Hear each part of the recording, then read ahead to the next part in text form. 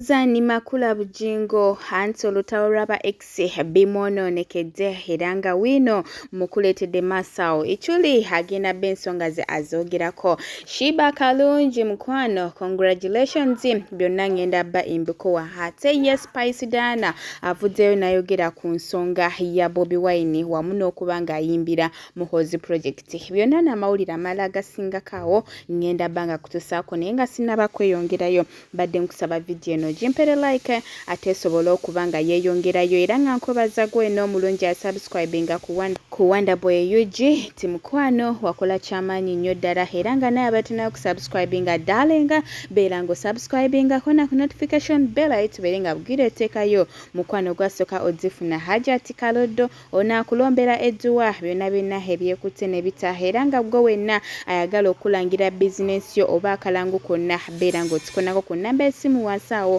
tugenda kuba nga tukuyamba.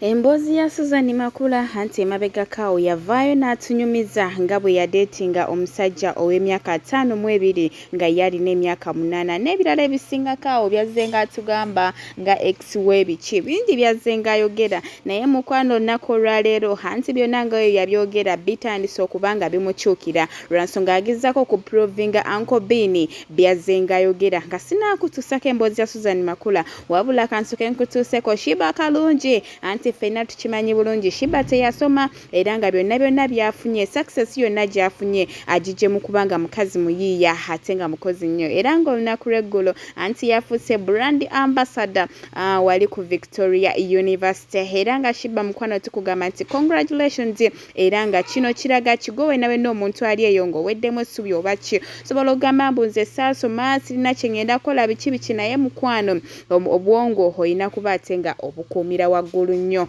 naye ng'eyo tuvuddeyo anti nakugamba ejjajja Ituli yatabukidde Suzan Makula namugamba mukwano weewummuzeeko otuuze omubiri gwo wansi lwasonga tolina kyokakasa ggwanga bannanga amugambye ebigambo bingi sigenda kubanga mwogerera ngenda bankutuusa ku jjajja Ituli ng'ayogera butereevu ate male nkomewo ne Spice Dana ku Bobi Wine mukwano guno muliro ku muliro naye nga kambiko tuseeko byonna saagala mbeere nga mbwogerera nenga bibino nasooka twaba interview nga wazaayo property wazaayo motoka nozaayo ettaka nozaayo obusenya nozaayo haga ewa X obuulira bbaawo pasta omutadde ku sport feba analyst weetuli tusoma okuva ku body language eye contact tusobola okusoma omubiri gwonna kati Suzan novaawo juzi nendaba tape yo nti wadetinga omusajja nga ali 52.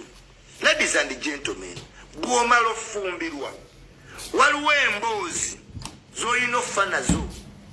The more you bring ezo emboozi out nga zikufuula wa bituli kati abantu bonna bazze bakuwa ekitiibwa gy'ogenda oyogera ninex abantu bagamba omukazi bayita ogenda muwummulamu bituli wadde nga n'ennamba gy'oyogedde si nnyingi wakwogera abantu babiri naye mu sitecha mw'oyimiridde nga muk'omusumba it is becoming ogenda ng'oyogerayogera ku bex in any case ne bex bw'oyogerako emboozi tezigatta bulungi. One nalabye ogamba mbu nadeetinga omusajja ng'ali 52 years nga nina 28 banno we bagambye is it 28 n'ogamba awo kati ze isima mba ntegeerawo nti tewali 28 in any case n'oba wali 28 omuntu amuwala ali 28 n'obuuka emyaka 12 n'ena n'ogenda ku 5 kitegeeza kuva mu buto oli sikiima 28 n'obulwawo omuvubuka ku 34 ku 32 ku 36 ku 38 ku 40 ku 42 ku 46 mpaka ku 52 moso ne wobanga wamuyina kubeera abawala babayina yes. But at this point of time, the disclosure is not necessary to making any sense. It doesn't. Olabikanga omuntu atryinga to cover up babini bebagamba owadde believability ate ne pastor simusiru ne pastor kati atulamu yekka ina byalabanga tali naawe embozo ziri so too good to be true. Mumbera mwetwabadde emabega back in 2000 omuwala akwate FX agize azze n'ettaka nga ye tayina azettaka azebiki obigane abitwale wa maama wo wadde obiganye ng'obimulekedde ne laavu yennyini eri too good to be true. Balabanga gwe yali mu Bobi Wine olukwe naye ekibuuzo kiri nti Bobi Wine ne mukyala we ne famire ye muli kumpi baluganda muli ba mukwano. Omukwano gwammwe guyimiridde gutya obudde buno era bino bya happeninga reaction yabwe yali etya? I feel like tuleme kuyingiza nnyo bantu balala mu bintu mu bigambo by'abantu because let's respect Bobi Wine, let's respect Babi. Abo mikwano jange bantu tenga family, I take them like family. Let's put them out of this all. Abantu abeyita ebintu ebimu biba creatinga tubajemu, and please don't even ask me again about that because I respect them. Sisubira nti kubonna bombuza keri alavudde nagamba spice kino spice kiri ng'owulira ng'olina obuzibu ojja kukasooka oyogera nabo olibabuuza kyali bakugambye kyolikola ki kyolitwala because nze mbadde nabo ebbanga lyonna ne bwenkola kye banyimbye ki oba ngenzeewa nga Bobi Wine nga Babi, they respect my job. Era kivola nti omuyita najja ku mukolo gwo nti oba kino nakwaniriza oba kiri because they take you as an artist, as a friend, ng'omuntu owa family. Era n'oba oyogedde naye agamba wachika.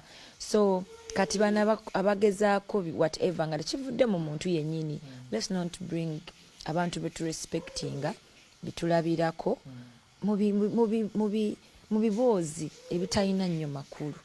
Olowooza nga gwe bano abantu bano abeefuula abakubi b'endere tebakuliddemu olukwe because these are the same people lwasituka tewalina mu ggwanga n'oweereza ssente bakomyewo abamu abaali bawangamiddeyo be bano bennyini abantu wabalekedde miliyoni zisoba mu 10 part of your money. Kitereeze si beebo nze kyonna kyenkola manyi wenkiteeka ate wenkitadde mmanya it's worth it. Bwenkeera neŋŋamba nti faani wange muwadde oba mata manyi faani ate omuntu akwagala alisigala akwagala case ebbanga lyonna. Nze nsanga abantu they never forget what I've done. Kyekimu nange seerabira omuntu ng'alina kyankoledde ate ŋŋenda okuwa omuntu ekintu mba nkijje ku ntobo ya mutima gwange. Exactly, and you've been telling me spice kino nze ne mba nkikoze seetaga any nti nina kyenkwagalako oba ompaane waane waki but gwe nkikoledde as long as kikoze mu kaseera ako ate si kyaba abantu abakuba ki kerere.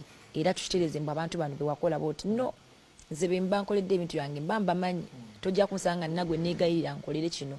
Era kyova olaba nti ne bwe nadde nve Dubai nagambye DJ Ram wansasula deposit kuba omuyimbi omusasula deposit ajja akole show otaddemu tickets abantu 7 oguze tickets whatever you've done nga show zitambudde bulungi. Ze Abu Dhabi it's been my second time oyimbayo n'abantu benayimbidde ze saabayimbira n'omundi gwange ogwasooka babadde bangi osinga kubakola ki sooka benasookera ddala oyimba ali 20 I don't remember the year.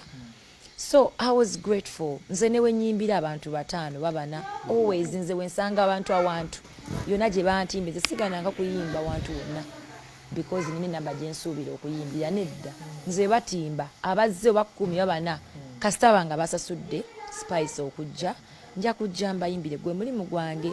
Next time ndisanga abasinga kaawo maybe I'll be like okay but nze wensanze fani wa spice oba babiri nja